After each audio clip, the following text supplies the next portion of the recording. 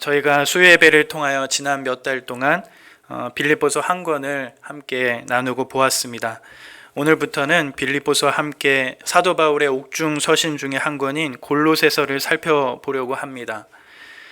골로새서는 비록 그 분량이 4장밖에 되진 않지만, 작은 성경이지만 기독교에서 말하는 신학과 또한 신자들이 마땅히 살아내야 할 그 삶의 실천에 대해서 큰 영향을 주는 성경이라고 생각이 됩니다. 계속해서 수요 예배를 통하여 시간 될 때마다 골로새서를 나누려고 하는데, 우리 성도님들께서도 한 번씩 또 1장부터 4장까지 한번 읽어보시고 또 그러시면서 함께 은혜를 누리는 그런 시간들이 됐으면 좋겠습니다. 골로새서에 등장하는 이 골로새 지역은 우리 성도님들이 잘 아시는 대로 초대교회의 에베소 지역, 이 에베소 지역과 근접한 지역이며 라오디게아와 히에라폴리스라는 도시들과 근접한 지역에 있는 곳에 위치하고 있습니다. 지금의 터키 지역이라고 생각을 하시면 될 것 같습니다. 이 골로새 지역은 그 지역과 근접하여 있는 에베소 지역이나 또는 라오디게아나 히에라폴리스와 같은 도시들보다는 그리 크지 않은 작은 도시였습니다. 그러나 무역이나 상권의 중요한 통로 역할을 하였기 때문에 어느 정도 사람들이 찾았던 그런 지역이었습니다. 특별히 이 지역은 지금 사도 바울이 옥중에서 편지를 쓸 때쯤이 우리가 AD 60에서 61년경으로 잡고 있는데, 골로새 지역에 AD 60년경에 지진이 일어나게 되었고, 그것으로 인하여 이 골로새 지역은 수세기 동안 폐허 상태로 있게 된 그런 지역이 바로 이 골로새 지역입니다. 지리적으로 골로새 지역은 브리기아 지방에 속해 있었고, 바울 당시에는 로마 아시아주의 일부였습니다. 다양한 인종 그룹의 이동과 혼란을 특징으로 했던 로마 제국 시대에 주요한 도로들이 골로새 지역에 있었다는 것으로 알 수 있게 되는 것은 골로새 주민의 구성이 매우 다양했다라는 것을 알 수 있게 됩니다. 골로새 주민들의 대부분은 이방인들이었고, 그 중에 또한 상당수가 유대인들이 포함되어 있었습니다. 주민 구성이 다양했고, 또 인근 도로를 지나는 여행자들을 통해서 이 골로새 지역에 있는 사람들은 최근 사조들을 접할 수 있게 되었고, 그러한 장점이 있긴 하지만 다양한 종교적 또한 어떠한 철학적인 관점이 이 골로새 지역에 번성하게 되었고, 많은 것들이 통합되고 혼합되는 그러한 이유를 만들어내기도 하였습니다. 이런 혼합주의 같은 다양성은 골로새 그리스도인들에게 큰 영향을 주었고, 때로는 주님을 믿는 믿음을 지키는 것에 어려움을 주기도 하였습니다. 이런 이유로 사도 바울이 결정적으로 이 서신을 골로새 지역에 쓰게 된 이유를 만들기도 하였습니다. 우리가 앞으로 살펴보겠지만 사도 바울은 이 골로새 지역을 방문한 적이 없었습니다. 그렇게 골로새의 그리스도인의 공동체를 세운 사람이 사도 바울이 아니었습니다. 골로새 지역의 교회를 세운 사람은 바로 골로새서 1장 7절에 밝히는 것처럼 에바브라라는 사람이 이 교회를 세웠습니다. 에바브라는 3차 전도여행 중 사도 바울이 에베소에 거의 3년이나 머물렀을 때, 그때 수많은 사람들이 사도 바울의 복음을 듣게 되는데, 그때의 사도 바울에게 복음을 들었고 회심하였을 거라고 봅니다. 중요한 상업 중심지인 에베소는 아시아주 각지로부터 사람들이 찾아오는 곳이었기 때문에 아시아에 사는 자는 유대인이나 헬라인이나 다 바울의 이 에베소 사역을 통하여 주의 말씀을 듣게 되었습니다.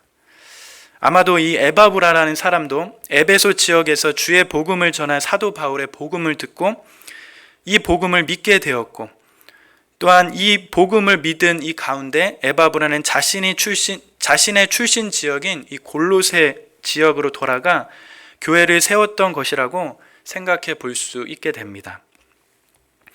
에바브라는 골로새 지역에 세운 교회 안에서 일어난 위험하지만 다루기 어려운 문제들에 대해서 사도 바울의 도움을 받기를 원했습니다.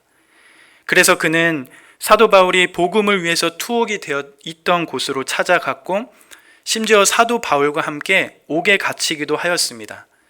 그 내용은 우리가 빌레몬서를 통해서 잘 알 수 있게 됩니다.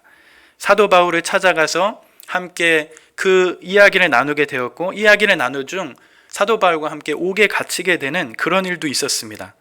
그래서 결국 에바브라는 사도 바울이 써준 서신을 들고 골로새로 귀환할 수 없었고, 결국 사도 바울의 그의 동역자인 두기고에게 이 일을 대신 맡기게 됩니다. 그러면서 골로새 지역의 교회와 성도들은 사도 바울의 이 서신을 받게 됩니다. 골로새 지역의 교회들은 지역의 특성상 교회 안으로 혼합주의적인 이단들과 거짓 가르침들이 밀려 들어오게 되었습니다.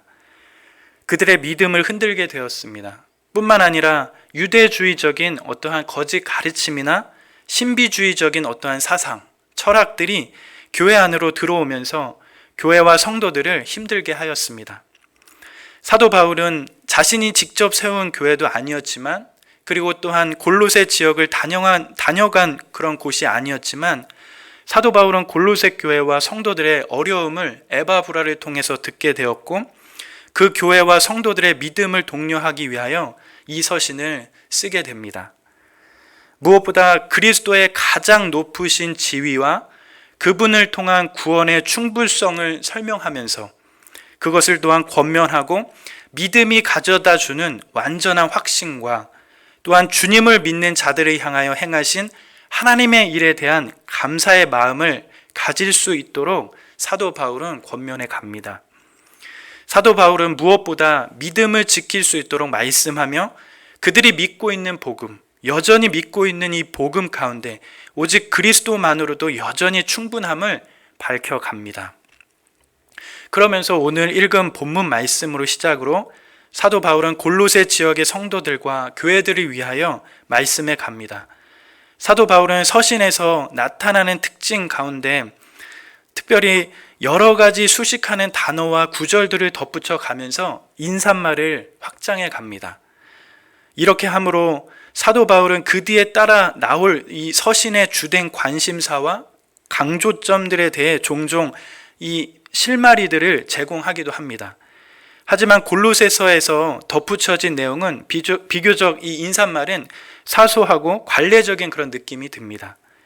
그러니 골로새 전체적인 강조점과 관심사가 무엇인지 짐작할 수 있게 해주는 것이 무엇인지 잘 드러나지 않습니다. 아마도 이것은 사도 바울이 골로새 성도들을 직접 보지 못하였고, 또한 사도 바울이 직접 세운 교회가 아니었기 때문에 조금은 더 관례적으로 다가가는 그런 모습이 있지 않나 생각이 듭니다. 골로새서 1장 1절에 사도 바울이 이렇게 시작하면서 편지를 써 내려갑니다. 골로새서 1장 1절 전반부에 이렇게 기록되어 있습니다. 하나님의 뜻으로 말미암아 그리스도 예수의 사도된 바울과 형제 디모데는. 이렇게 바울은 자신의 모든 서신에서와 마찬가지로 서신의 저자가 자기 자신임을 밝히는 것으로부터 서신을 시작합니다. 또한 자신과 함께 동역하고 있는 디모데를 소개하면서 이 서신이 누구로부터 시작된 것인지 밝혀갑니다. 즉 골로새서의 이 저자가 누구인지 밝히고 있는 것이죠. 그런데 우리가 눈여겨볼 것은 이 서신을 보내면서 누가 보내는 서신인지 밝히면서 그것을 꾸며주는 표현들이 어떠한지 볼 필요가 있습니다. 이 서신을 보내면서 이 서신을 사도 바울과 디모데가 보내게 되는데 사도 바울과 디모데를 꾸며주는 표현이 어떠한지 보면 좋겠습니다. 사도 바울은 무엇이라고 자신을 표현합니까? 자신을 향하여 하나님의 뜻으로 말미암아 그리스도 예수의 사도가 되었다라고 표현을 합니다. 그리고 그와 함께 동역하였던 디모데를 향하여서는 형제 디모데라고 표현을 하고 있습니다. 같이 편지를 보내는데 또한 사도 바울은 사도라는 명칭으로 서신을 보내고 디모데는 형제라는 명칭을 덧붙여서 서신을 보내고 있습니다. 바울과 디모데는 서로 직분의 차이가 있는 것을 볼 수 있게 됩니다. 이것을 통하여 알 수 있는 것은 사도가 무엇인가 하는 것입니다. 또한 사도는 어떠한 자가 되는 것인가 하는 것을 우리는 알 수 있게 됩니다. 사도라는 직분은 특수한 하나님의 일시적인 직분이라는 것입니다. 사도라는 직분은 주님의 교회가 2000년 동안 이어오는 동안에 반복적으로 나타나는 그런 직분이 아니라는 것입니다. 사도라는 직분은 초대교회 당시 하나님께서 허락하신 일시적인 직분인데, 특별히 사도행전 1장을 보면 가룟 유다가 죽고 난 후 그 자리를 마띠아라는 자를 세울 때에 사도의 조건을 두 가지로 내세웠습니다. 첫째는 예수와 함께 있던 자 중에 세워야 했고, 또 하나는 예수의 부활의 증인이 되기 위해서 사도를 세웠습니다. 그러니까 사도가 되려면 예수가 계실 때에 얼굴로 예수를 본 사람이어야 했으며, 또한 예수의 부활을 증거할 수 있는, 즉 부활을 경험한 사람들 중에 사도를 세웠습니다. 이들은 주로 세 가지의 일을 하였죠. 하나는 그들은 다니면서 교회를 세웠습니다. 또한 성경을 기록하였고, 또한 기록된 성경이 정경인지 아닌지 인정하는 그런 역할을 이 사도들이 하였습니다. 그러니까 사실은 초대교회의 사도들은 특수한 사람들이라는 것을 우리는 알 수 있습니다. 우리 시대 가운데 계속적으로 나타나고 반복적으로 주어지는 직분이 아니라는 것을 알 수 있습니다. 심지어 디모데 같이 초대교회에 있어서 가장 귀한 역할을 감당하고, 또한 위대한 동역자요 복음 전도자에게도 사도라는 직분을 붙이지 않습니다. 그러니 사도라는 직분이 얼마나 특수하고 특별한 직분인지 알 수 있습니다. 그러나 지금도 여전히 우리가 살고 있는 세대 가운데 자기 자신이 사도라고 이야기하는 자들이 종종 있습니다. 때로는 선지자라고 이야기하면서 하나님으로부터 계시를 받았다고 이야기하며 하나님이 자기 자신에게 말씀하신다라고 이야기하는 자들이 종종 보이고 들리게 됩니다. 한편으로는 자신이 사도라고 주장하면서 신사도 운동을 펼치는 자들이 있습니다. 그렇게 생각하면 뭔가 아니다라는 그런 생각이 드시겠죠. 사도는 초대교회 가운데 하나님께서 일시적으로 주신 특별한 직분이기에 지금까지도 교회사 가운데 반복적으로 세워질 수 없는 것입니다. 만약에 그렇게 가르친다면 성경을 바르게 가르치는 곳이 아닐 것입니다. 분명 바울과 그의 동역자인 디모데는 골로새 교회와 성도들을 향하여 서신을 보내지만 그 둘은 분명한 위대한 전도자여 복음을 전하는 자들이었지만 바울은 사도였으며 디모데는 주님 안에서 형제였습니다. 사도 바울은 서신을 보내면서 자기 자신을 사도라고 밝히면서 그가 공식적인 의미를 가지고 그의 서신을 받는 자들에게 드러내는 것입니다. 사도 바울은 자기 자신이 그리스도로부터 친히 부르심을 받아 그리스도를 대리하였고 또 그리스도를 선포하고 그럼으로써 하나님의 새 백성의 토대 역할을 하는 사람임을 드러내고 있는 것입니다. 비록 사도 바울이 골로새에 있는 성도들의 얼굴은 보지 못하였지만, 또한 사도 바울이 골로새에 있는 교회들을 세우지 아니하였지만 여전히 자기 자신을 통하여 회심한 일꾼인 에바브라를 통하여 세워진 골로새 교회의 사도인 것을 밝히고 있습니다. 또한 사도 바울은 자신이 사도라고 밝히면서 이 사도가 어디서부터 시작된 것인지 추가적으로 밝혀갑니다. 즉 사도 바울은 하나님의 뜻으로 인하여 사도가 되었고, 또한 그리스도 예수의 사도인 것을 밝힙니다. 바로 바울을 부르신 분이 그리스도였음을 밝히면서 사도가 된 것은 자기 자신이 아니라 하나님께서 선택하셔서 된 것임을 밝힙니다.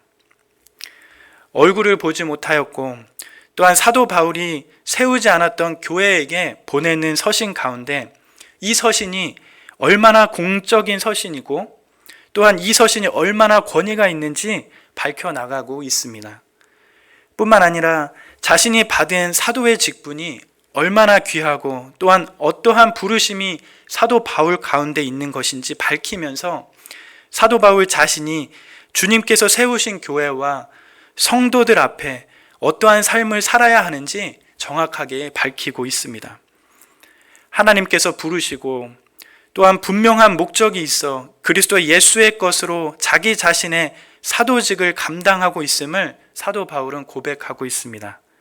주님을 만나고 또한 주님께서 부르셔서 이제는 사도라는 부르심으로 끝까지 교회를 섬기고 봉사하며 주님을 위해 살아가고 있음을 사도 바울은 고백하고 있습니다. 더불어 사도 바울은 자기 자신뿐만 아니라 자신과 함께 동역하고 있는 디모데를 함께 밝혀갑니다. 그러한 디모데를 형제라고 부릅니다. 디모데는 사도 바울이 2차 전도 여행을 시작하면서 바울의 동역자로 이름이 소개된 사람입니다. 사도 바울은 디모데를 형제라고 소개할 정도로 사도 바울의 사역에 있어서 디모데의 자리가 얼마나 귀하고 존귀한지, 또한 자기 자신과 얼마나 가까운 사람인지 드러내고 있는 것입니다. 사도 바울은 종종 자신과 함께 사역한 사람들의 이름을 언급하고 또한 그들에게 문안하기를 즐겨 하였습니다. 사도로서 동역자들을 때로는 종으로 군림한다거나 때로는 수직적인 어떠한 구조로 대하는 뭔가 밑에 사람을 다루는 것처럼 하는 것이 아니라 자신과 동등한 위치에서 하나님의 나라와 이를 위하여 함께 수고하고 있는 존귀한 자로 대우하며 존중해주고 있는 느낌을 받습니다. 자기 자신과 함께하는 자들이 얼마나 귀한지 여기는 것을 볼 수 있는 대목이기도 합니다. 교회는 어떠한 직분의 높낮이가 없습니다. 모든 직분이 다 주님 앞에 귀한 것이며 또한 주님의 몸된 교회를 섬기기 위해서 모두가 한 가지로 부르심을 받았습니다. 사도 바울은 사도로서 자신의 위치와 삶을 밝히면서 또한 자기와 함께하고 있는 동역자를 존중하며 또한 그를 존귀하게 대우하며 하나님 앞과 교회 앞에 묵묵히 충성을 다하고 있음을 밝혀갑니다. 이러한 사도 바울과 더불어 그와 깊이 있게 동역하고 있는 형제 디모데가 서신을 보냅니다. 누구에게 서신을 보낸다고 말씀합니까? 오늘 골로새서 1장 2절에 보면 나오게 됩니다. 1장 2절이 이렇게 기록되어 있습니다. 골로새에 있는 성도들 곧 그리스도 안에서 신실한 형제들에게 편지하노니. 골로새에 있는 성도들에게 편지한다고 말씀합니다. 또한 골로새에 있는 성도들은 어떠한 사람들이라고 말씀합니까? 바로 그리스도 안에서 신실한 형제들이다라고 표현을 합니다. 우리는 사도 바울의 이 인사말을 통하여 하나 중요하게 알게 되는 사실이 있습니다. 그것은 무엇입니까? 바로 성도가 무엇인가, 성도는 어떠해야 하는지 알 수 있게 됩니다. 골로새에 살고 있는 성도들은 여전히 그들의 삶의 자리는 골로새라는 지역적이고 지리적인 공간 안에서 살아가고 있지만 그들은 그리스도 안에서 신실하게 서 있는 형제들이라는 것입니다. 이 세상에서 살아가고 있지만 그리스도 안에서 특별하게 하나님께서 따로 불러내신 그러한 자들임을 사도 바울은 밝히고 있는 것입니다. 여전히 골로새라는 지역적이고 지리적인 환경과 상황 가운데 살아가지만 성도들은 또한 예수 안에서 하나님 나라의 백성으로 그렇게 살아가는 자들이 바로 성도들이라는 것입니다. 저희가 예전에 빌립보에서 살펴봤던 것처럼 이 세상에서 살아가고 있는 자들이긴 하지만 성도들은 천국 시민으로 살아가는 자들, 그런 자들이 바로 성도들이라고 말하고 있는 것입니다. 이중국적으로 살아가는 자들, 그런 자들이 바로 성도라는 것이죠.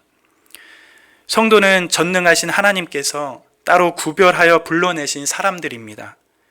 우리는 원래 죄와 허물 가운데 죽었던 자들이었고 아무 소망이 없었던 그런 자들이었습니다.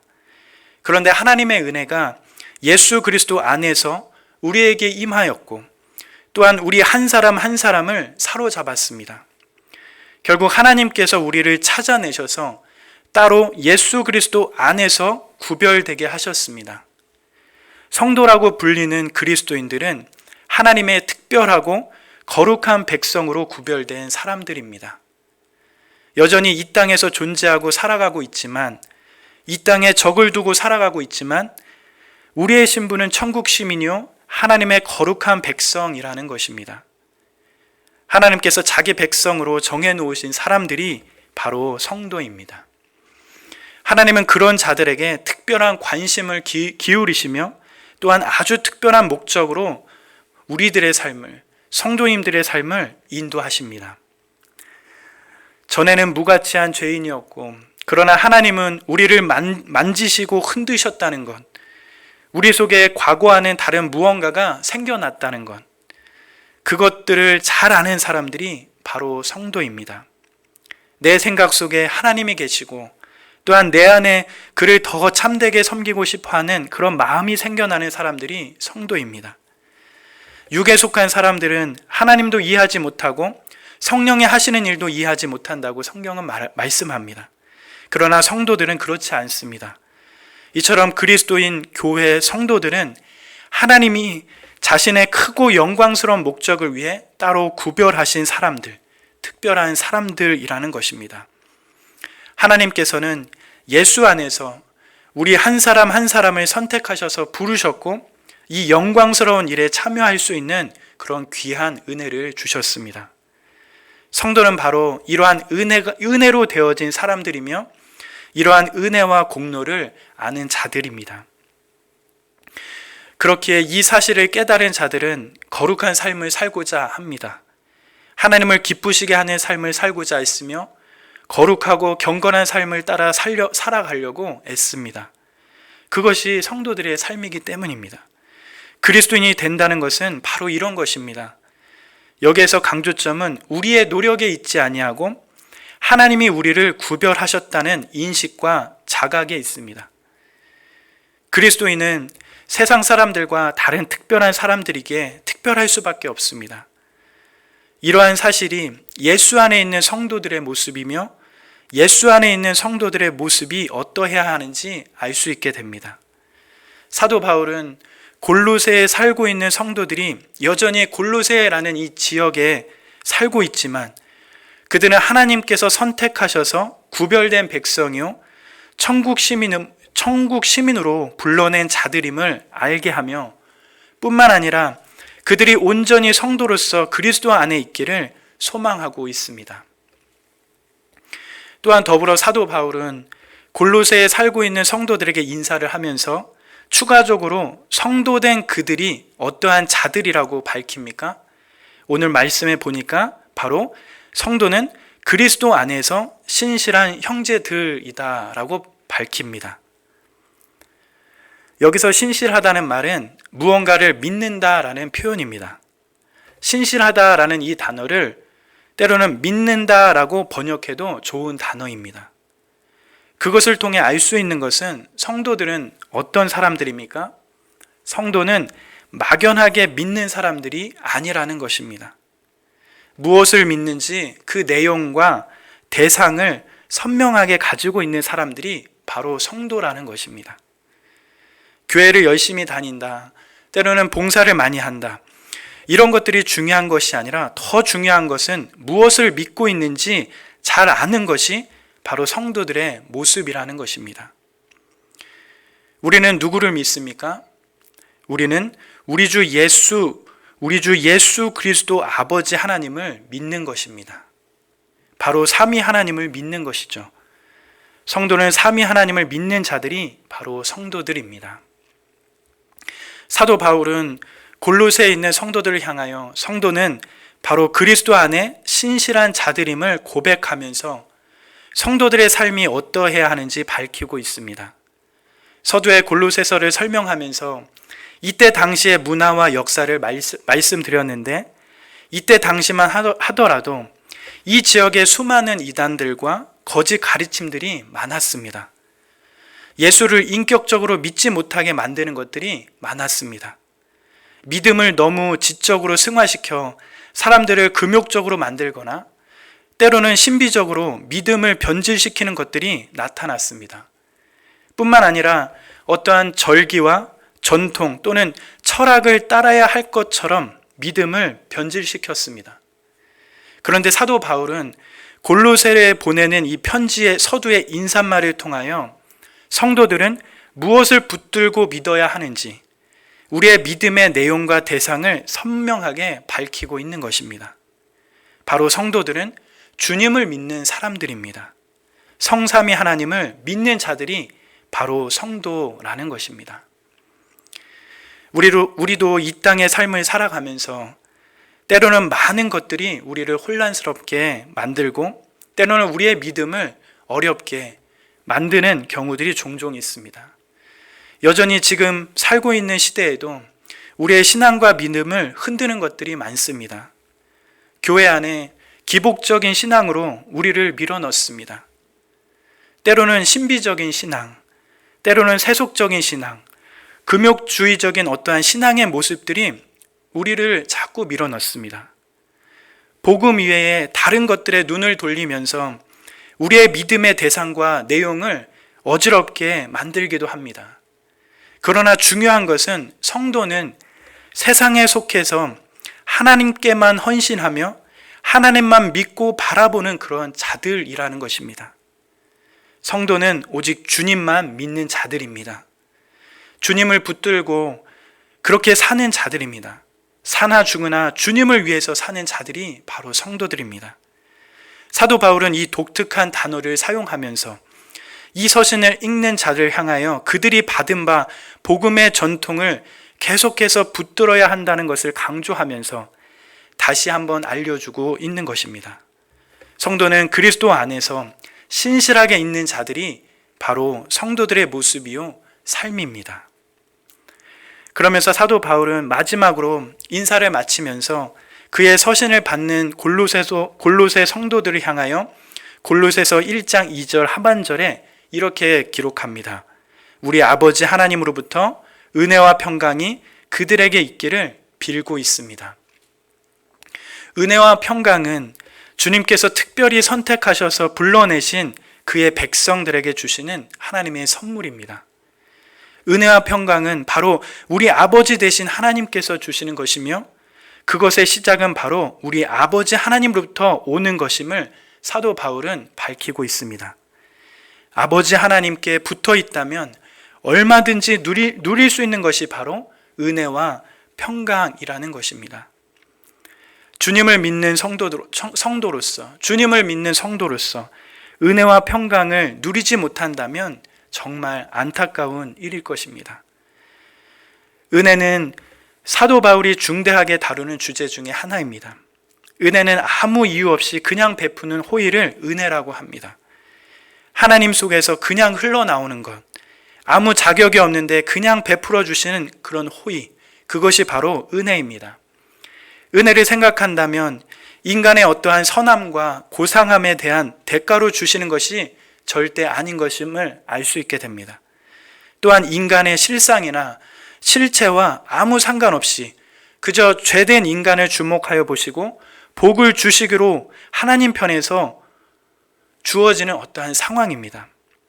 하나님께서는 죄를 짓고 반역했음에도 불구하고 주님의 복을 받을 자격이 전혀 없음에도 불구하고 하나님은 인간을 주목하시면서 그 무한하신 은혜로 복을 주시기로 작정하셨습니다. 그것이 바로 은혜입니다. 무에서 만물을 창조하시고 전능하시고 영원하신 하나님께서 성도들을 향하여 날마다 은혜를 주십니다. 하나님께서는 우리의 모든 필요를 아시고 필요한 모든 은혜를 채워주십니다. 히브리서 기자는 히브리서 4장 16절에 이렇게 말씀을 기록하였습니다. 그러므로 우리는 긍휼하심을 받고 때를 따라 돕는 은혜를 얻기 위하여 은혜의 보좌 앞에 담대히 나아갈 것이니라. 기초들이 흔들릴 때, 어디에 있는지 무엇을 해야 할지 모를 때, 너무나 허약함을 느낄 때 주님을 믿는 우리들은 때를 따라 돕는 은혜를 얻습니다. 우리는 영원하신 팔이 우리를 붙잡고 받쳐주시며 아무것도 우리를 상치 못할 것이라는 그런 귀한 은혜를 받게 됩니다. 사도 바울은 골로새 성도들과 더불어 이 땅에 주님을 믿는 자들을 향하여 우리 아버지 하나님으로부터 오는 은혜가 충만하기를 빌고 있습니다. 이러한 은혜를 아는 자에게 또한 무엇을 주신다고 사도 바울은 이야기합니까? 은혜를 구하는 자에게 무엇을 주십니까? 바로 평강입니다. 평강은 무엇입니까?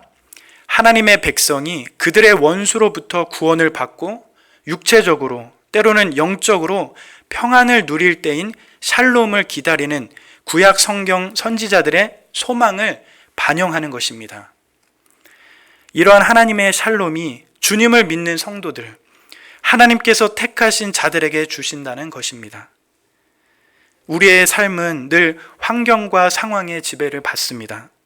때로는 비천에 처하기도 하며 풍부에 처하기도 합니다. 배부르며 배고프며 풍부와 궁핍에 처하는 것이 우리의 삶입니다. 그러나 우리의 삶에 이러한 환경과 상황이 있더라도 이러한 모든 것이 우리를 지배하지 못한다는 것입니다. 어떠한 형편에 처하든지 하나님께서는 우리에게 자족할 수 있는 그런 능력을 주십니다. 주님께서는 생의 종말을 바로 앞에 두시고 주님의 제자들에게 이러한 놀라운 약속을 하십니다.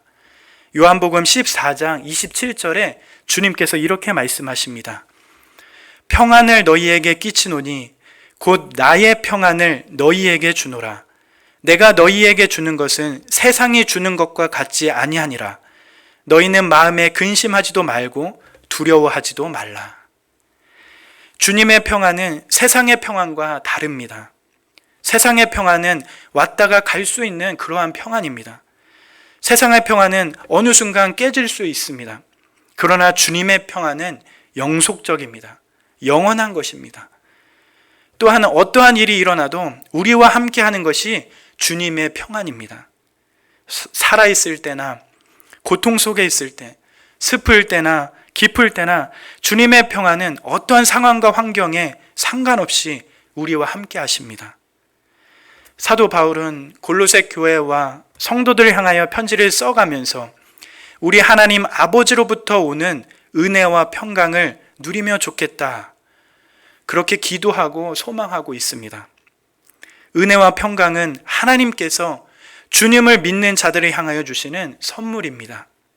또한 아버지 하나님께 붙어있는 자들을 향하여 주시는 귀한 선물입니다. 이 땅을 살아가는 주님을 믿는 모든 자들을 향하여 주목하여 보시며 그렇게 주시는 그런 귀한 선물입니다. 이러한 은혜와 평강이 우리 성도님들의 삶 가운데 가득하길 기도하며 소망합니다. 날마다 주님께서 주시는 은혜와 평강이 우리의 삶에 가득하길 기도합니다. 세상에 감당할 수 없는 그런 깊이 있는 은혜와 평강이 우리의 삶 가운데 가득하길 기도합니다. 오늘의 말씀을 맺습니다. 오늘은 골로새서를 앞으로 시작하면서 전반적인 골로새서의 배경들을 살펴보았습니다. 또한 골로새 교회와 성도들을 향하여 사도 바울이 전하는 인사의 말을 살펴보았습니다. 성도는 누구인지, 또한 어떠한 삶을 살아가야 하는지 살펴보았고, 또한 성도들이 아버지 하나님으로부터 누릴 수 있는 것이 무엇인지 살펴보았습니다. 성도는 바로 그리스도 안에 있는 자들이며 예수 그리스도를 믿고 살아가는 그러한 자들입니다. 또한 어떠한 상황 가운데서도 이미 믿고 있는 복음을 끝까지 믿고 살아가는 자들입니다. 더불어 아버지 하나님으로부터 은혜와 평강을 누리는 자들입니다. 그리스도 안에서 신실한 형제 자매로 불러주신 은혜를 우리가 다시 한번 생각하면서 매일의 삶 가운데 주님의 은혜와 평강이 가득해 가시길 기도하며 오늘의 말씀을 맺겠습니다.